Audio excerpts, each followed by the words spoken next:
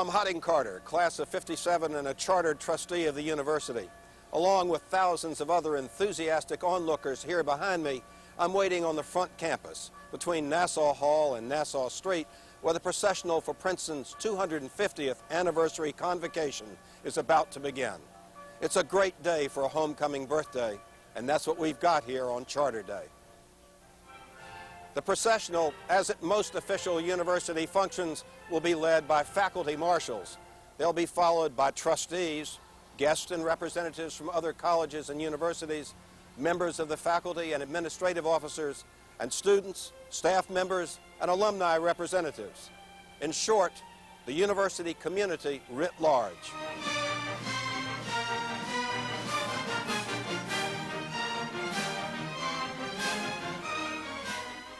The mace bearer, English professor Thomas Roach, an alumnus of the graduate school class of 1958, leads the principals to a familiar spot, the platform set up in front of Nassau Hall, just as at commencement. The final three marchers are no less familiar, Presidents Emeritus Bob Goheen and Bill Bowen, followed by Princeton's 18th and current president, Harold Shapiro. President Shapiro, who will preside, will be introduced by the Chief Marshal, English professor John Fleming, grad school class of 1963. President Shapiro.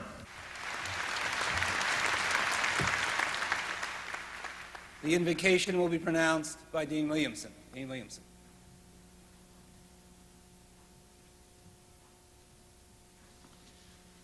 Please join me in the spirit of prayer.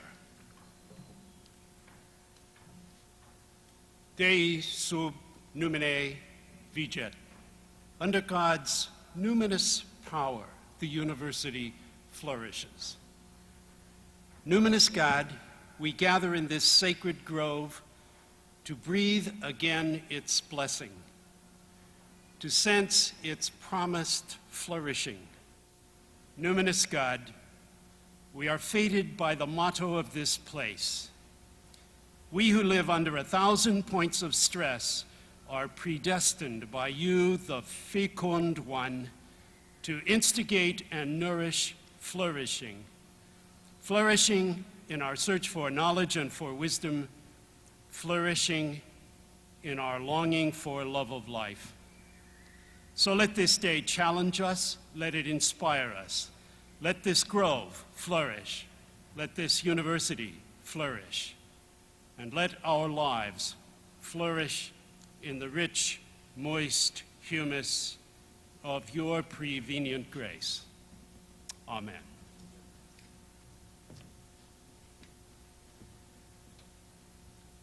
Please be seated.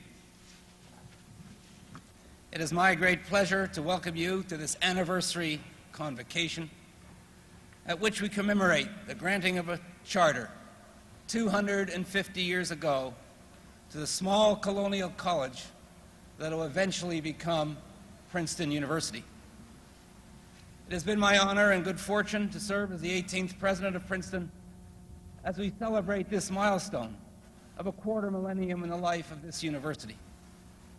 Before we proceed with today's ceremonies, however, I want to take this opportunity to recognize two very special individuals who have played an extremely important part in Princeton's history, presiding over the university in times of great change and growth, and doing so in a way that has left us much stronger and a much better institution with a great deal more to celebrate today as a result of their extraordinary leadership.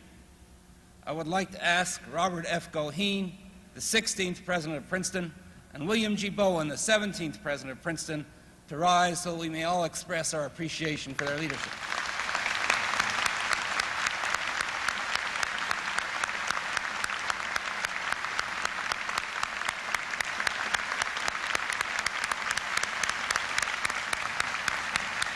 This time, I would like to also introduce three outstanding Princetonians who have, each in their own way, made many contributions to the life of this academic community. I would like to ask Margaret Goheen, Mary Ellen Bowen, and my wife Vivian to please stand. They're over here on my left.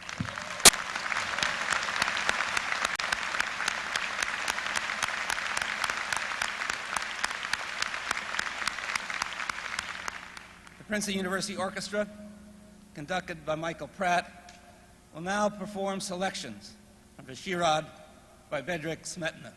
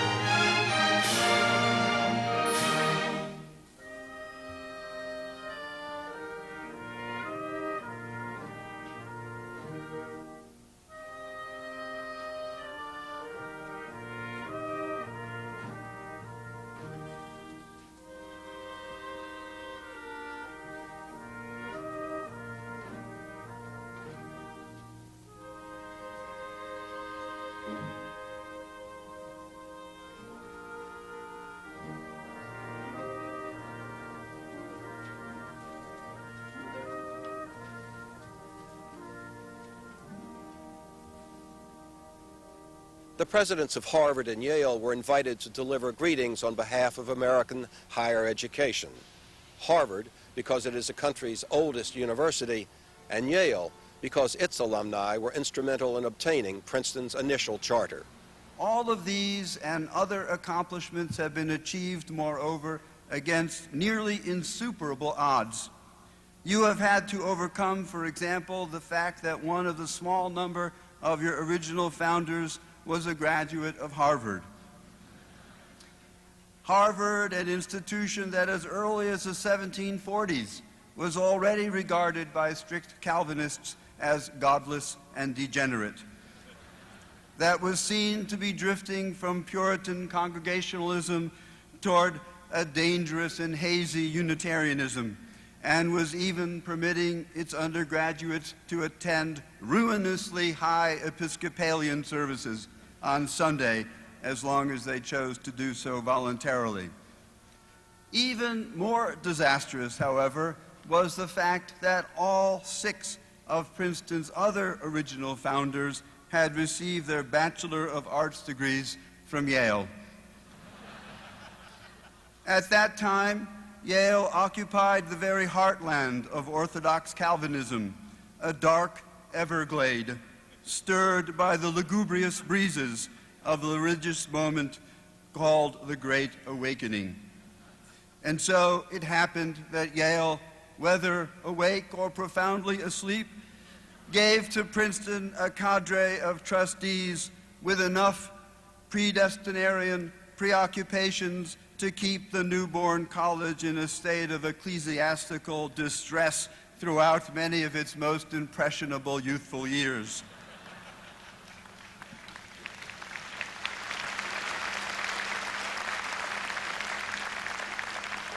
What other institution except Princeton could possibly have survived this star-crossed parentage, one part scarlet and the other 6 unremittingly blue?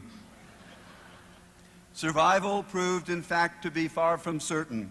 For instance, Jonathan Dickinson, Princeton's first admirable president, lodged nearly all the college's undergraduates in his own home because there were no other buildings.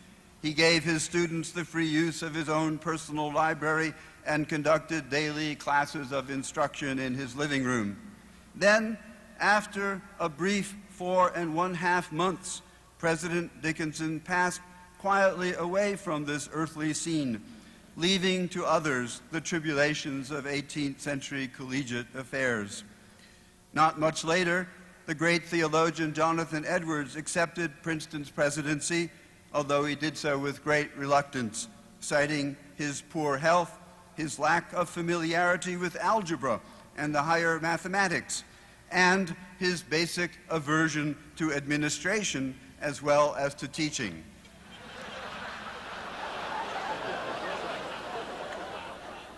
None of these objections, however, proved to be disqualifying.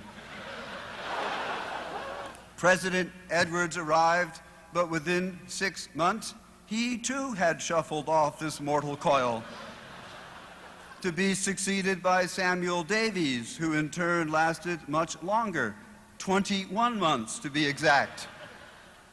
If the average length of these 3 early presidential arrivals and rapid departures had become the norm, I calculate that Princeton would have had approximately 300 presidents by now. But the pattern soon changed.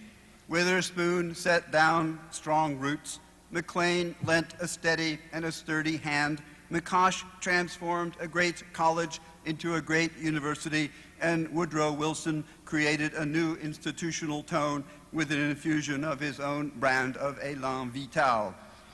During the past 4 fortunate decades, as we know, President Goheen, Bowen, and Shapiro have brought increased strength and always clear direction at every turn in Princeton's unfolding odyssey, now about to enter its 2nd quarter millennium.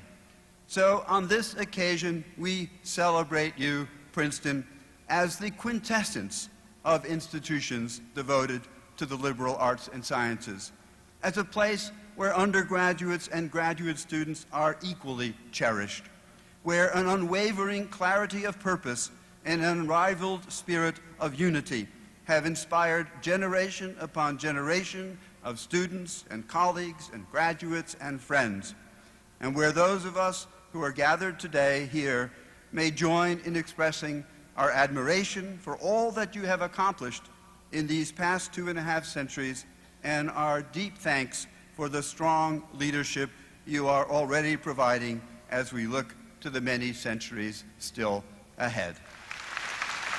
Harvard's President Neil Rudenstine is a member of the Princeton class of 1956 and a former Princeton faculty member, Dean of Students, Dean of the College, and Provost, and now Yale's President, Richard Levin. After another 45 years, as President Rudenstine has explained, 6 Blues and a fellow traveler founded the great university whose birthday we mark today. Paris, Oxford, Cambridge, Harvard, Yale, Princeton, and beyond, the procession continued as graduates of our 3 colonial institutions went on to found many, if not most, of the leading colleges and universities throughout North America. President Rudenstine has reminded us of the fate of Princeton's first presidents. I would add to his account one notable lesson that we all failed to learn from that early experience, a lesson about the shortcomings of university governance. It is true that Jonathan Edwards came to Princeton in poor health.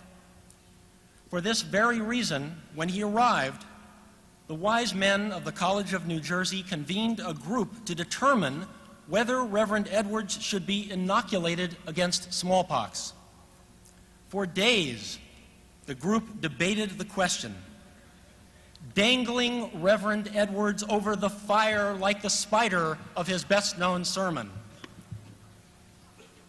At last, after much scholarly deliberation, the decision was taken to go forward with the inoculation.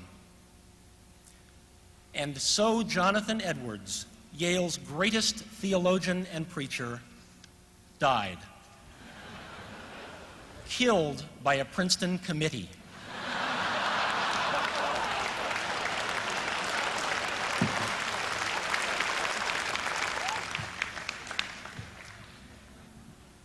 We have long forgiven this transgression, even as we have forgotten the lesson it teaches about the dangers of decision-making by committee. Indeed, we have come to admire Princeton's agreeable atmosphere, its magnificent walks, its proud athletic tradition, and above all, its distinguished graduates and its superb faculty.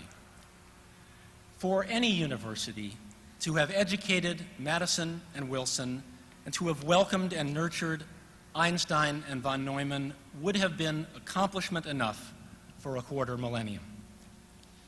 It is my great honor on behalf of Yale University to bring greetings and congratulations on the occasion of your 250th anniversary.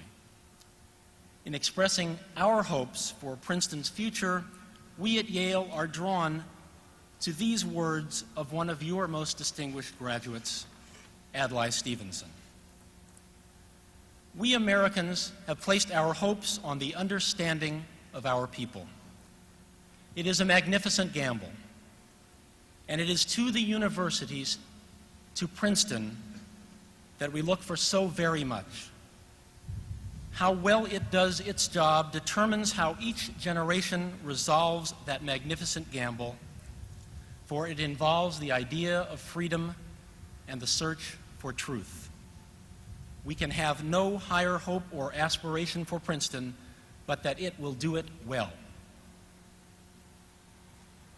For myself and for my institution, I can only add to Stevenson's words that we have no higher hope or aspiration for ourselves than to join with Princeton in this noble calling, to join with Princeton in the nation's service. Thank you.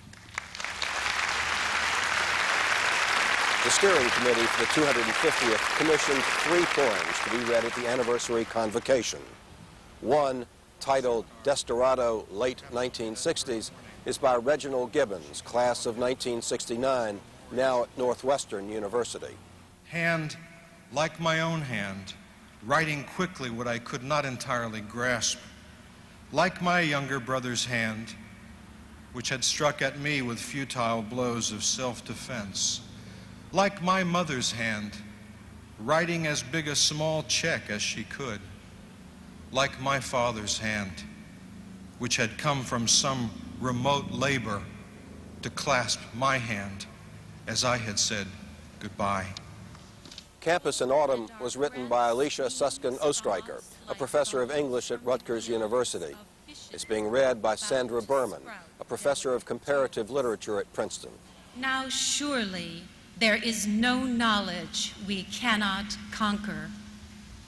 We are scarcely aware of the dialectical ghosts among whom we walk, who peer invisibly from leaded windows, whose prints adhere like fine dust to our pages, who lift the cups from which we are to drink.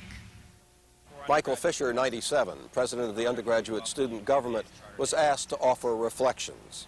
As we celebrate together and reflect on Princeton's history and the men and women who've shaped it over the last 2.5 centuries, it is important that we call attention to and honor the university's tradition of service, a tradition which has shaped the lives of the many generations who have passed through these gates.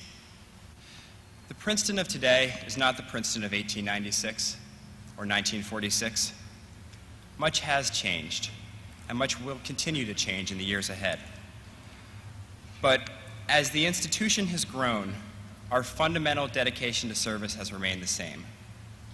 This has only occurred as a result of our continuous reaffirmation of the value of service to the central mission of the university. That is why today, as we come together in celebration, we must recommit ourselves to these ideals of service, of leadership, of civic responsibility, and of the importance of an education devoted to instilling these beliefs. In so doing, we not only honor the last 250 years, but we also reflect on how we wish to celebrate 50 years from now, when we honor the university's 300th anniversary. Let us remember that ultimately, Princeton's future course will be charted largely by the students of today. It falls to us, therefore, to reaffirm these principles, not through words, but through our daily actions. We cannot predict the challenges ahead of us, but if we accept the ideals and traditions of the university as our own and reaffirm our common commitment, then we can be assured that Princeton, as an institution, as a community, will continue to flourish.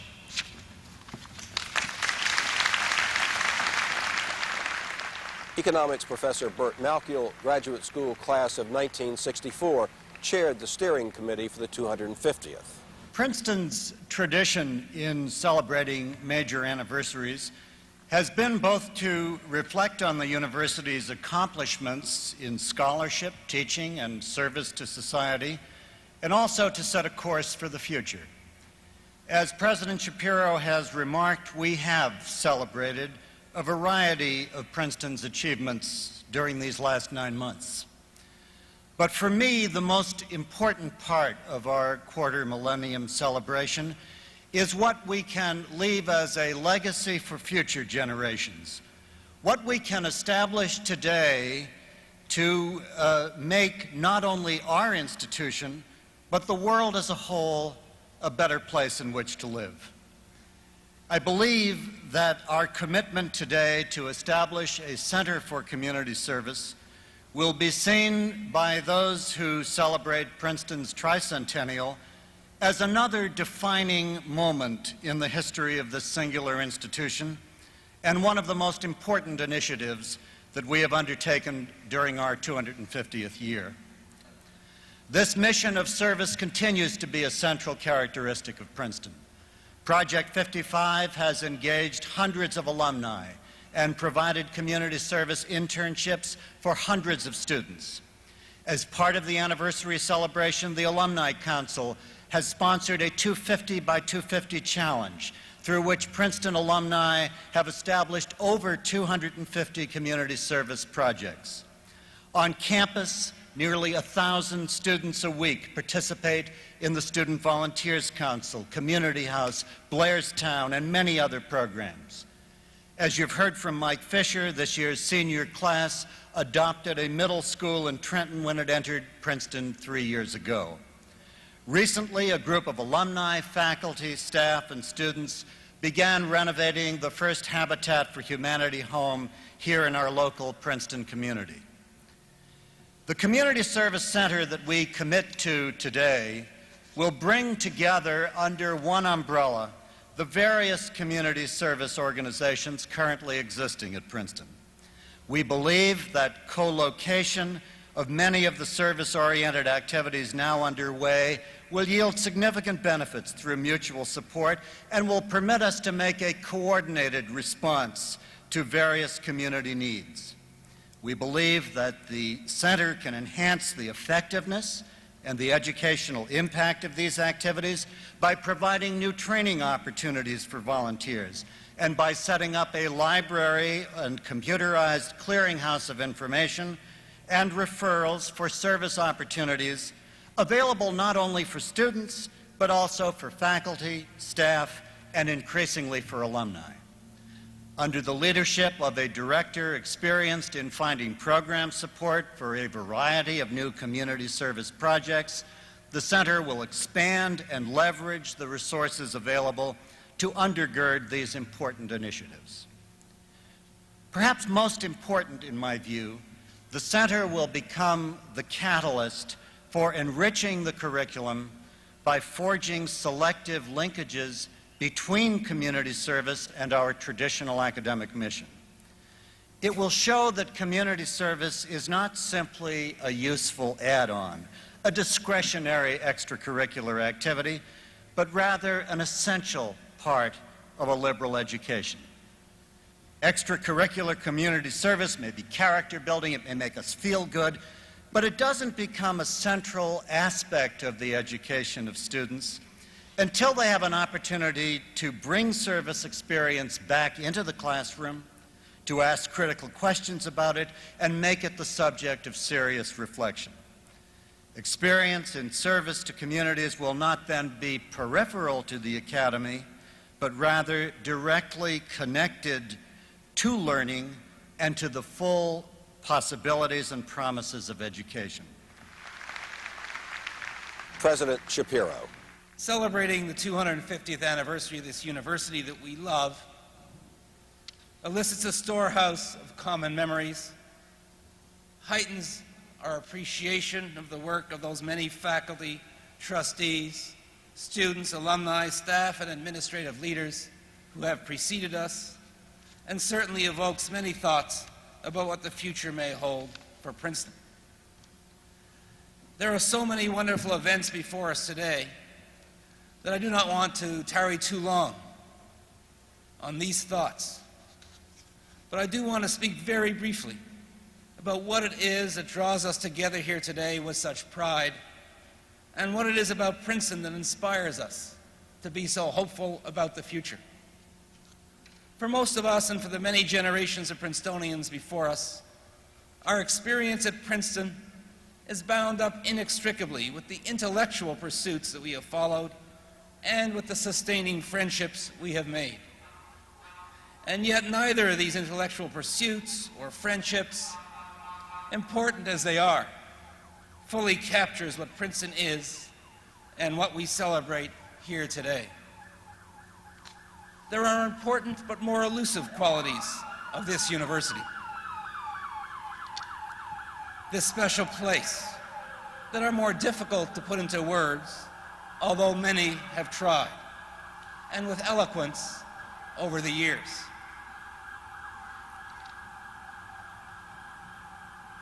For some, it is that Princeton is both large and small. It is large in spirit, but relatively small in size, so that students get to know not only their classmates, but many of their teachers as well. For others, it is the exhilaration of experiencing academic fellowship at the highest level. For still others, it is the physical beauty and location of the campus in this small town located between two great cities, a site selected by those early trustees so that we could, on the one hand, be away from the world and yet still a part of it. And for many, it is the fulfilling notion that Princeton can at once teach students to explore new, even abstract intellectual horizons, and at the same time create class after class of devoted alumni who see service to the community, positive action in the real world, as one of their highest achievements. To me, however, it is the search for knowledge and the search for meaning that have remained central to the evolving character of this university. It is our ongoing quest for new knowledge and deeper understanding In that quest, we are ever more mindful of the words of John Henry Cardinal Newman, and I quote, "Knowledge is one thing, virtue another." Throughout Princeton's history, this commitment to learning and moral purpose has been nurtured by the continued faith in the social usefulness of a liberal education, by the belief in the importance of understanding the great surviving texts, ideas, and traditions of thought that have informed those that came before us, and by the belief in the social value of the thoughtful and independent individual. As generations of dedicated Princeton faculty can attest, learning has its own intrinsic joys and satisfactions. But our academic community is even more firmly based on the belief that new ideas and understandings are a principal vehicle for finding greater meaning in our human experience. Awestruck as we are before the mysteries of the universe and the diversity of human cultural traditions, we believe that teaching and learning are infused with great moral purpose. They affect not only our intellect, but our character, our will, our creativity, and help us more fully realize our human potential. It is this unshakable belief in the importance of grappling with thoughtful new ideas that have created the special character of this place. It is the belief in the moral character of teaching and learning that has caused generations of Princeton faculty to devote their life's work to education and scholarship. It is those beliefs that have caused generations of our alumni to cherish this university. They know that although Princeton University is a private institution, it is more importantly, much more importantly, a great public trust dedicated not only to education and the expansion of knowledge, but to leading us all to create and to find even deeper meaning in a life and an experience that is truly worth having. Perhaps the best way to describe what is so special about Princeton, what still sustains us after all these centuries, was articulated by Dean Gossman when she suggested that it was the high expectations we have of one another.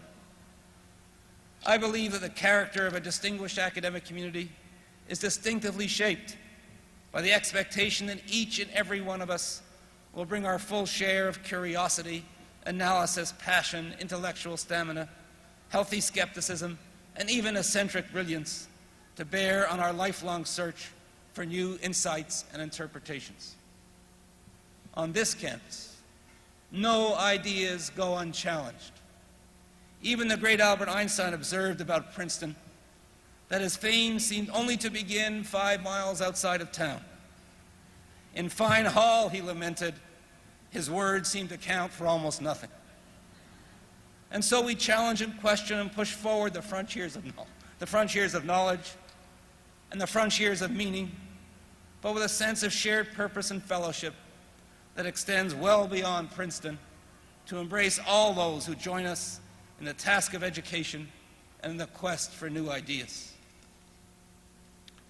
As we prepare for the future, and as Dean Gutman and her colleague, Professor Thompson, remind us this very recently, we are more aware than ever that a democracy such as ours must be dedicated to finding civic and amicable ways of living with moral disagreements. To honor the worth of each and every individual, we forego the arrogance of the absolute certainty that our own set of moral beliefs is the only correct and viable one. Instead, we must be committed to the search for ways to build and exercise our own moral commitments and to the fullest extent possible to understand and accommodate the serious moral commitments of others. This is not an easy task, either for an academic community or our society. But at Princeton, the thoughtful and reasoned exploration of this moral space is one of the most important and challenging tasks ahead of us, and this effort will, I believe, give its own special character to the Princeton experience of the decades ahead. Those inspired individuals from Harvard and Yale who wrote our charter and nurtured Princeton through its infancy hoped and planned that a Princeton education would encourage students to lead not just a purposeful life, but a life, as others have said today, that values relationships with others. It is because of this particular expectation, that which relates our individual efforts to the needs of others, that Woodrow Wilson's defining phrase remains so meaningful to all Princetonians. He was not yet president of Princeton when he made his famous speech, which has already been referred to today, Princeton in the Nation's Service, about almost exactly 100 years ago. Today, as befits our global society, our faculty, our students, and our alumni body, which has become so much more international, we have expanded his words to the phrase, in the nation's service and in the service of all nations. To my mind, this motto does not simply mean that we must all enter the public service or seek public office. Rather, it calls upon each of us to render service by uniting our individual aspirations and efforts, whatever our field or circumstance in life, not only to the needs of others, at home and abroad, but to the ongoing search for a social order that respects the dignity, liberty, and humanity of every individual. For so many of our graduates who truly live this broad and embracing philosophy of service, service to this university remains a central and enduring aspect of their life. So we have chosen to mark this very special moment in the history of Princeton with a permanent tribute to the very special contributions that our undergraduate and graduate alumni have made and continue to make to this university. Today we dedicate this historic green where we are gathered in honor of all Princeton alumni. As a commemoration of their 250 years of service to Princeton, a special plaque has been placed at the center of this great lawn, which reads, and I quote now, "On the occasion of its 250th anniversary, Princeton University here records its gratitude to its alumni and their devotion to the university and its mission of education, scholarship, and service." Around the circumference of this plaque is, let's say, the words, "In the nation's service, in the service of all nations." It seems especially fitting to set that tribute here before Nassau Hall, where each of us becomes an alumnus or an alumna in the ceremony of commencement. On this ground so resonant with history, where many campus paths converge and from which one may follow many paths in life. As an alumnus myself, it has been a great honor and privilege for me to participate with so many great Princetonians in the never-ending task of building an academic community of distinction. And I wish to extend to all those who have helped Princeton in this effort a special note of gratitude. Through your efforts, our 250-year enterprise has not only endured, but flourished. The third commissioned poem, titled Speakers, is by James Richardson, class of 1971, a professor of English at Princeton. In another mood, my mood, you might surmise that you'd climbed a stairway straight into the sun, where the body turns to light and the sparrows wheel, and the old day falls away and we are let go, as either to teach or learn is to let go, into days as possible as those first days when a God, hand lifted, strode along the world, as a book says, and his desires, no longer his, streamed from his fingers as the birds of the air. The main speaker, professor, author, and Nobel laureate Toni Morrison, is being introduced by Robert Rawson, 66, chair of the Executive Committee of the Board of Trustees. Princeton has won 5 Nobel Prizes in 4 different fields over the past 3 years. The title of her talk is The Place of the Idea and the Idea of the Place. Professor Morrison.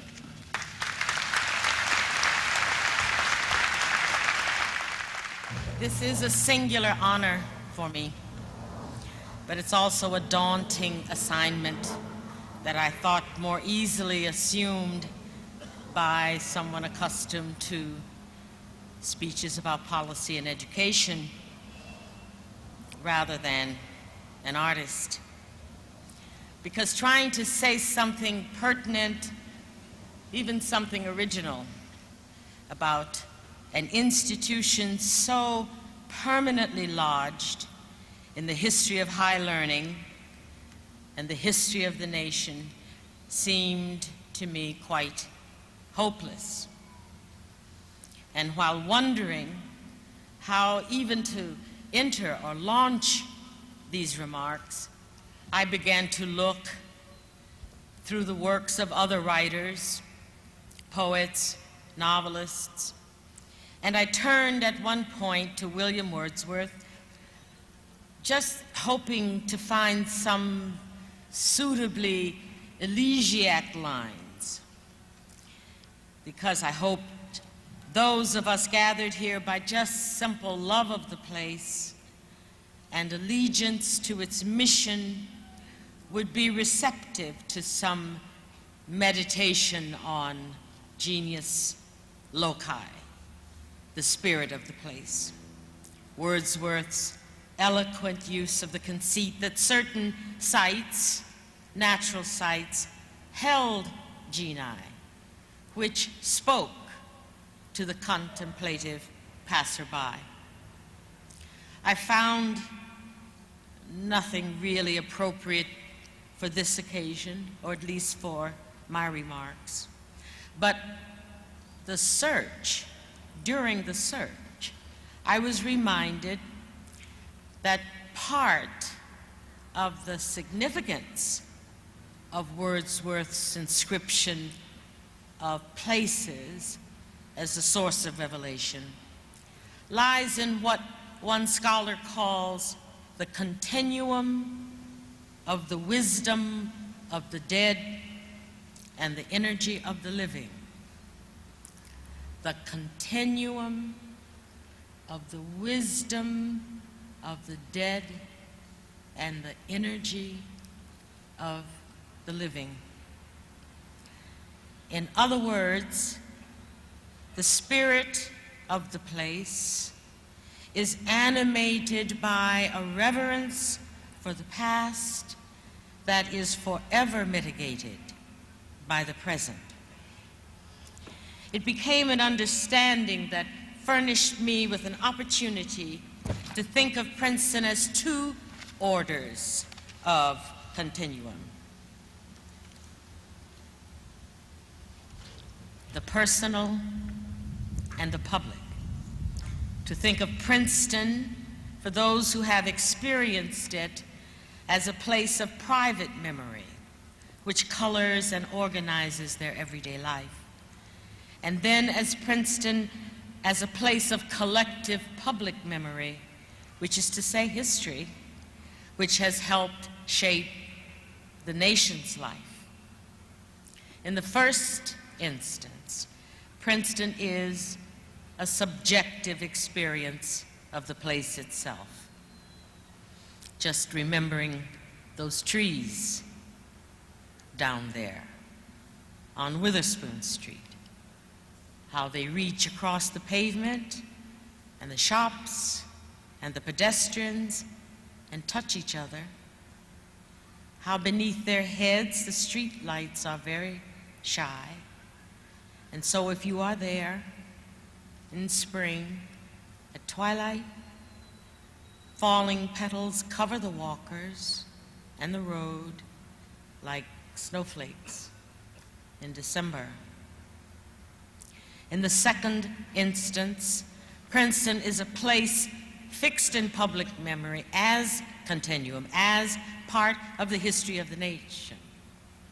Take, for example, another street, that one, Nassau Street, once the King's Highway, named later after the house of William III, now a modern avenue of commerce, but once, much, much longer ago, a trail of indigenous Americans, the Lenni Lenape.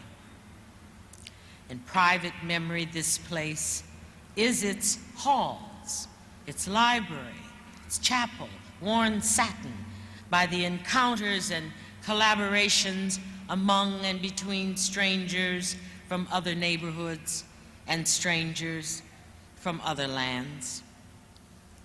In private memory, it is friendships secured and endangered on greens and in classrooms, offices, eating clubs, residences. In private memory, it's stimulating rivalries negotiated in laboratories, in lecture halls, and within sports arenas.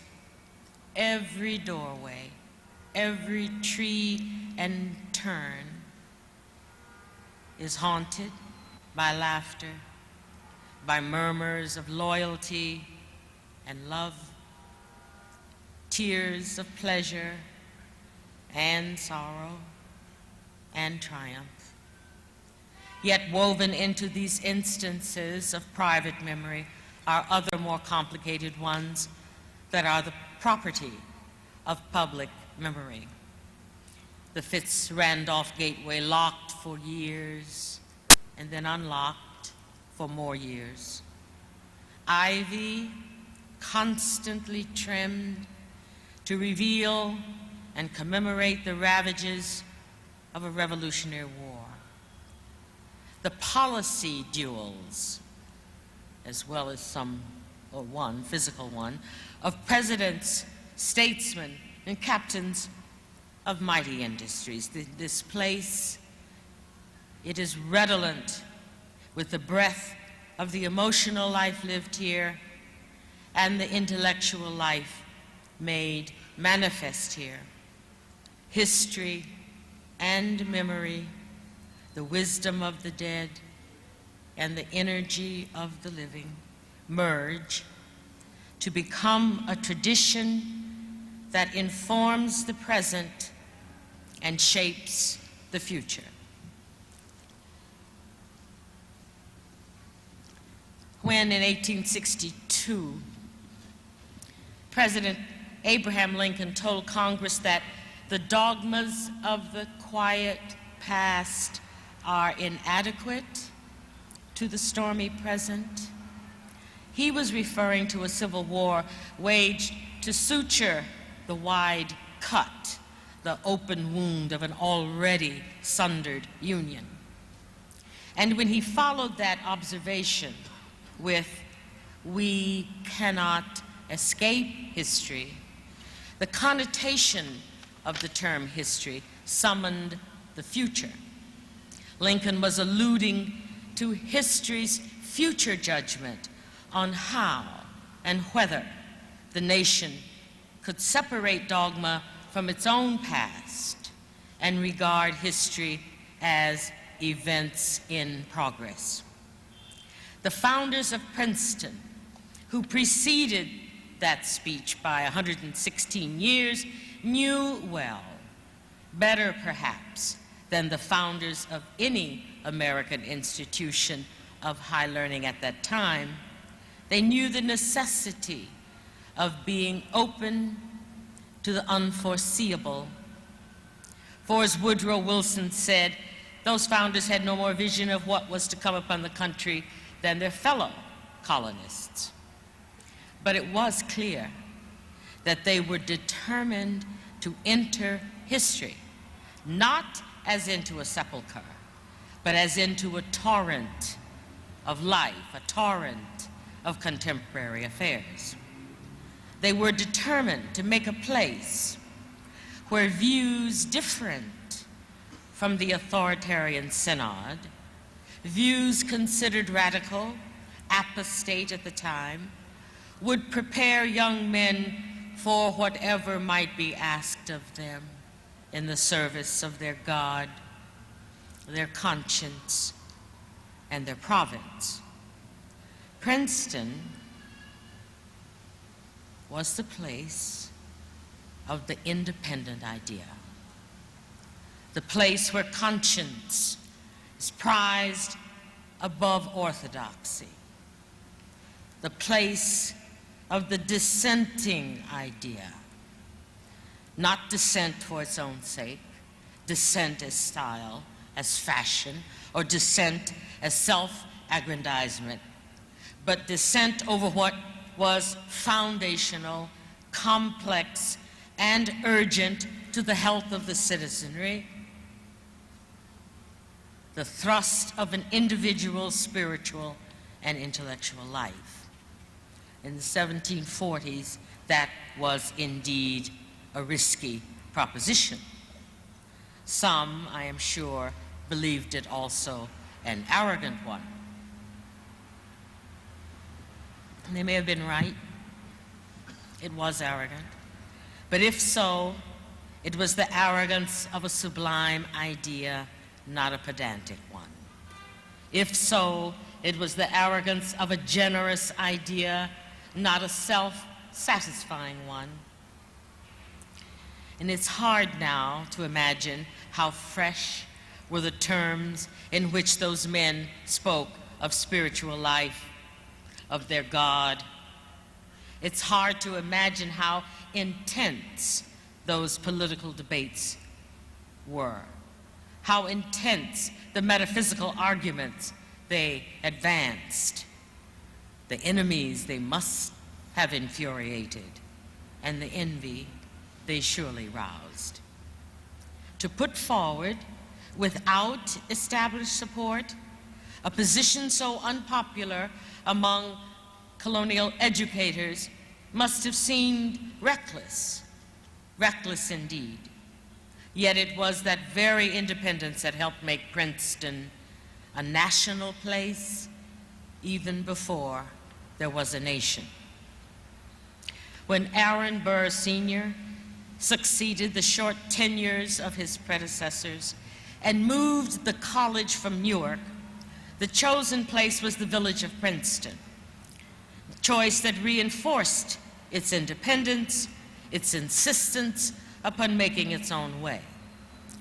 Although, or perhaps because, the place was far from meddling distraction, it was an environment ideally suited to forging the affairs of a new nation.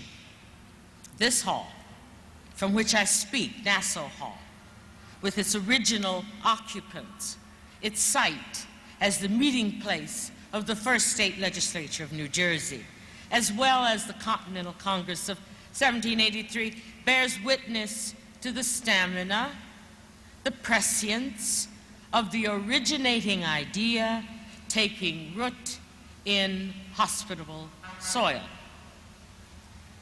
I have a personal interest in the translation of tradition, of history, into a livable present and a civilized future. I have personal interests in methods by which histories are disrupted, how intervention can extinguish cultural memory or drive it underground to avoid eclipse. Thus, the 250-year trajectory of this experiment in higher education has great significance for me. I am intrigued by the ways in which the independent idea, the descent from orthodoxy, plays out over time, how it is preserved or altered, how the place of its birth is both conserved and made new. There are in this country parallel histories of the same nativity, with the same agenda of freedom, with other landscapes struggling for preservation and for new life. Universities play a powerful mnemonic role. Their fields, their campuses are dotted with figures and plaques of bronze, stone, and marble, with botanical life to keep memory alive. But universities are not memorabilia. They're not mausoleums. So while Princeton remains legitimately enthralled with the place of the idea, it must continue to be equally faithful to the idea of the place. The idea of the place is visionary, is change, throbs with life and leans toward the edge. The idea of the place is burrowing into the heart of a theory, of a concept, casting its gaze toward the limitlessness of the universe, not merely moving toward the future, but in certain instances driving it. The idea of the place despises those forces in academic institutions so fearful of independent thought, so alarmed by challenge, that they prefer oblivion, irrelevance, rather than shoulder the hard responsibilities of change. The place of the idea represents the value of tradition, of independence. The idea of the place is its insightful grasp of the future. Negotiating those two ideas, conservation and change, is no small matter. It demands work. It demands work and intelligence of the highest order. And they're not necessarily adversarial ideas.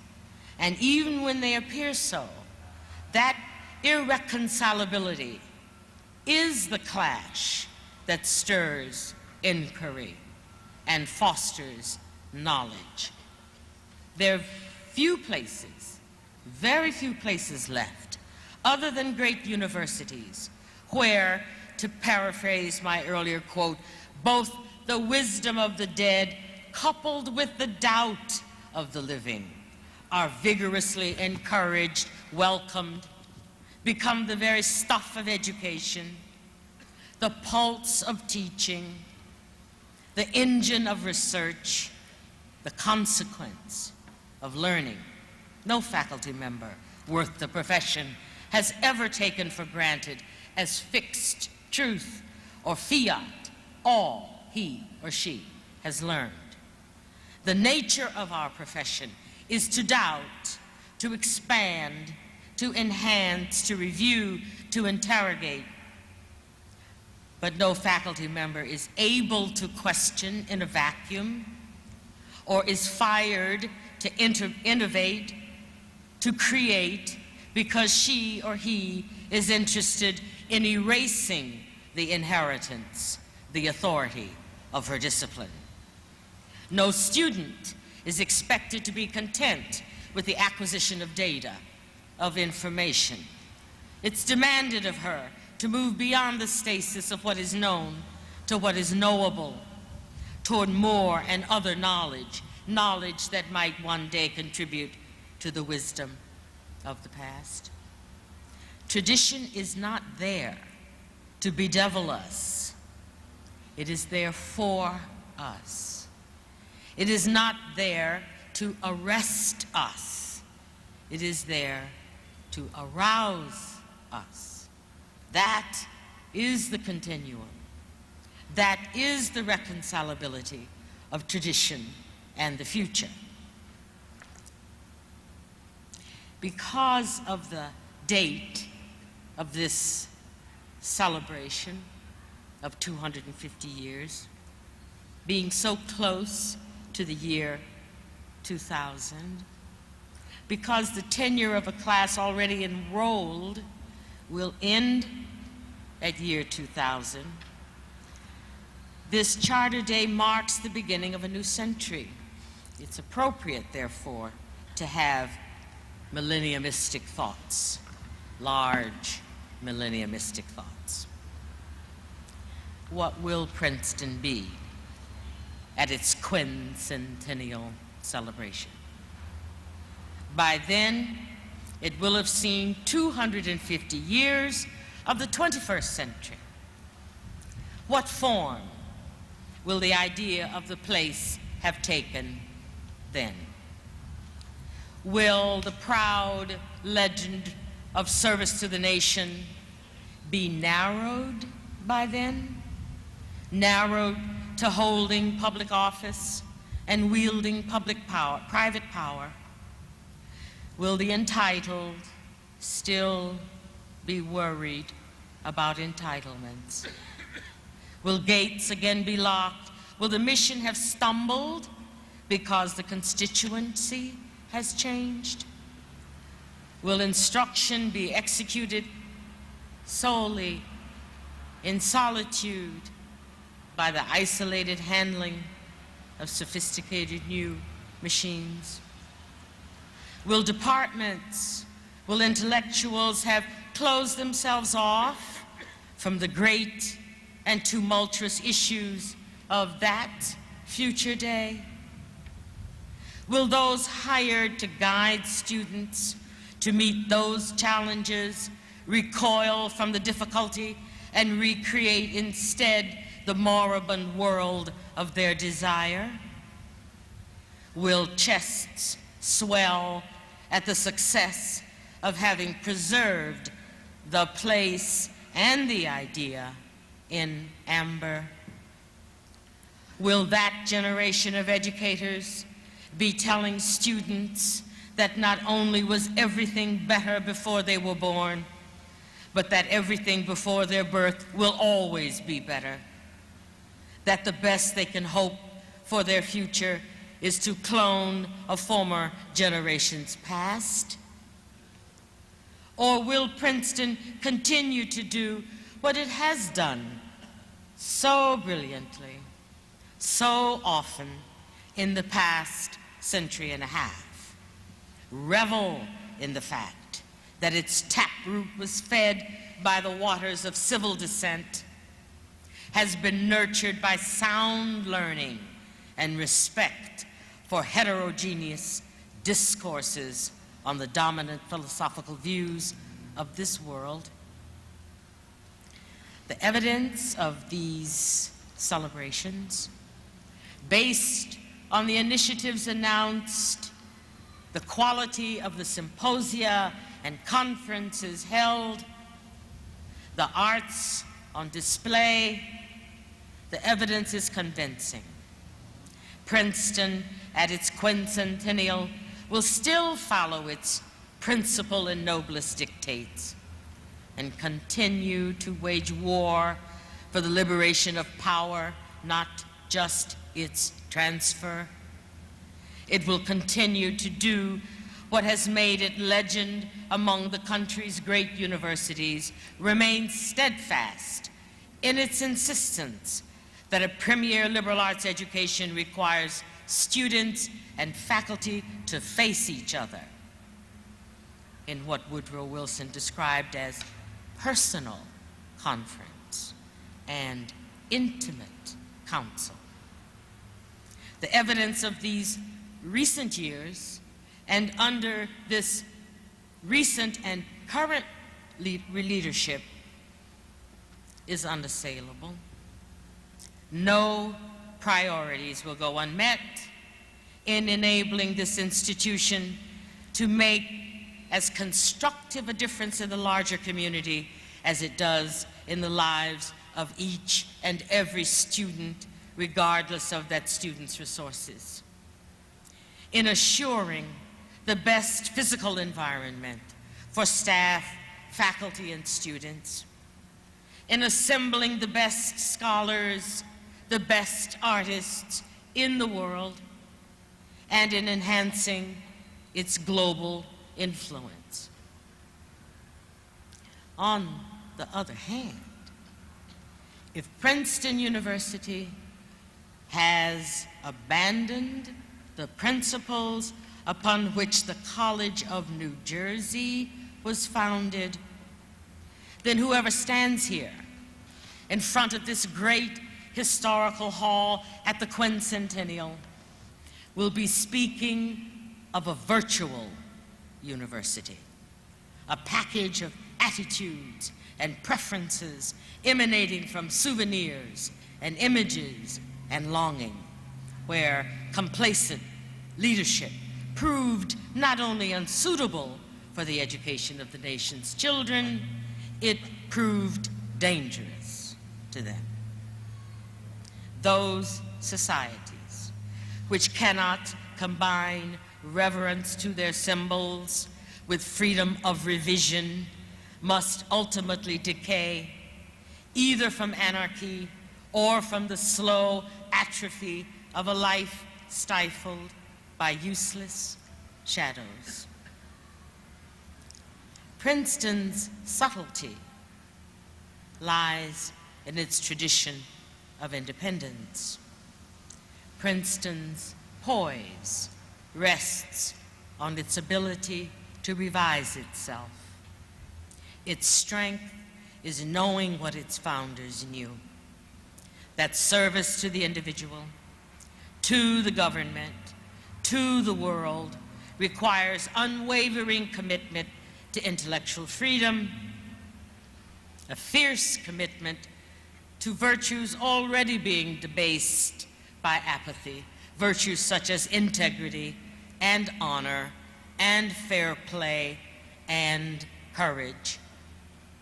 In the years to come, between now and the 250 years that will pass before the quincentennial that I am imagining, the world may be overwhelmed by fear and mediocrity. The world may be overwhelmed by xenophobia and mendacity. Then, universities alone may very well be the last preserve of free thought, of independent inquiry, of simple caring for.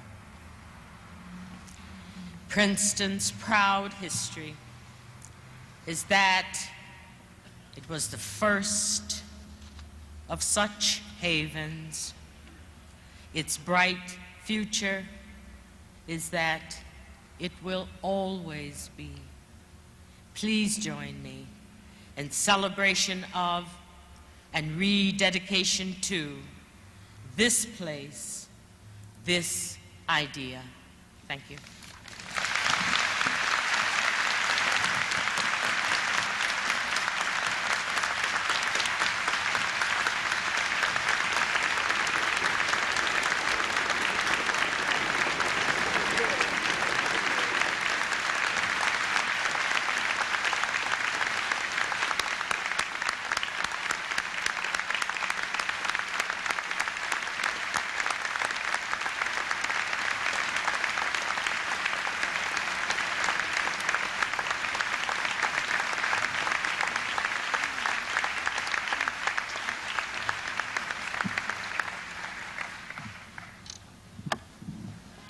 Thank you, Toni, for those inspiring remarks.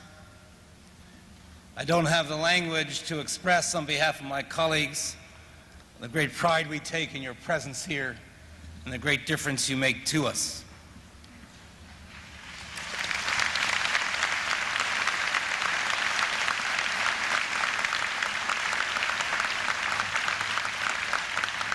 And thanks to all of you, distinguished guests and friends of the university, members of the campus community and alumni, for joining us today in this celebration of the life of the mind and the celebration of the joy of learning. I thank most especially Princeton's 7 founders, and I'm going to name them: Jonathan Dickinson, Aaron Burr Sr., John Pearson, Ebenezer Pemberton, William Smith, William Peartree Smith, and Peter Livingston, for conceiving and signing the charter that we celebrate today, the charter whose strength and resilience has carried us forward this past 250 years and will continue, we hope and pray, to inspire us for centuries to come. And now the benediction will be given by Associate Dean of Religious Life and of the Chapel, Sue Ann Steffi Morrow. Afterwards, we invite you to stand for the singing of Old Nassau, ask you to stay in your places while the platform party leaves, and then I hope you will all join us in Cannon Green for a continuation of our birthday celebration. Sue Ann Steffi Morrow.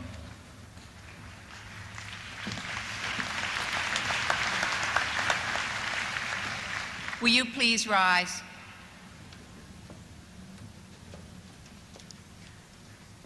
Go forth now to celebrate with gladness of heart.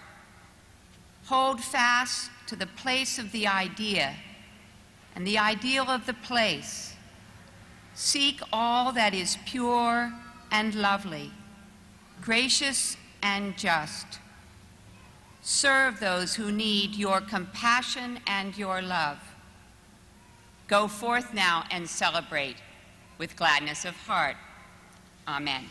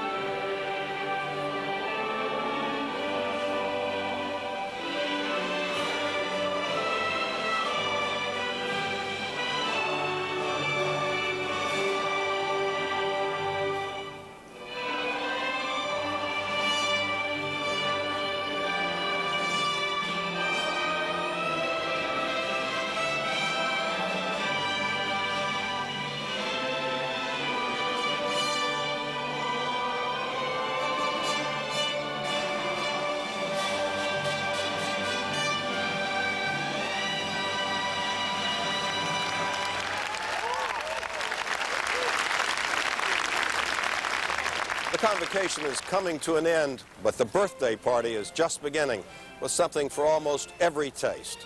There's music from rock to reggae, jazz to soul, and even a band with a portable carillon. There's a special Triangle Club show, a bipartisan panel discussion featuring Senators Bill Frist, 74, and Paul Sarbanes, 54, and at an appropriately late evening hour in the chapel, the original silent film version of The Phantom of the Opera. And for everybody, students, faculty, staff, and alumni, there's a picnic supper followed by a torchlight march through campus and a great fireworks display to go with dessert.